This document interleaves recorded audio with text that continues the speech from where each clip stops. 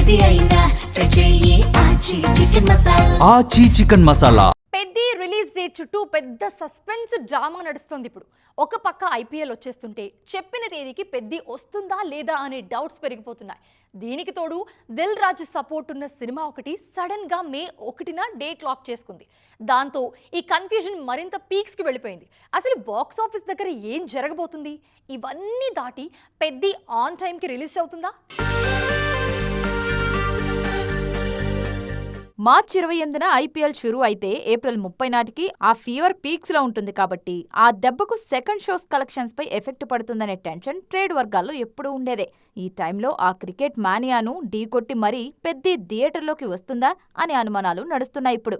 కానీ మేకర్స్ మాత్రం on time release చేయడానికి నానా తంటాలు పడుతున్నారు. సడన్ గా మే 1కి తరుణ్ భాస్కర్ గాయపడ్డ సింహం డేట్ అనౌన్స్ చేయడంతో పెద్ద రాకపై డౌట్స్ పెరిగాయి. పైగా ఈ సినిమా రైట్స్ తీసుకున్నది దిల్ రాజు కావడం విశేషం.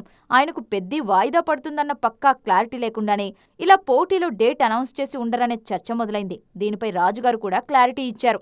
ఒకవేళ పెద్ది వస్తే మాత్రం తమ సినిమాను వాయిదా వేసుకుంటామని గాయపడ్డ సింహం మేకర్స్ పైకి చెబుతున్నా ఇదంతా చూస్తుంటే రిలీజ్ డేట్స్ వెనుక ఒక పెద్ద స్ట్రాటజీనే వర్కౌట్ అవుతోందని తెలుస్తోంది. పెద్ద షూటింగ్ కాస్త బ్యాలెన్స్ ఉంది. వాటితో పాటు పోస్ట్ ప్రొడక్షన్, ప్రమోషన్స్ వీటన్నిటికీ మరో నెల రోజులే టైం ఉంది.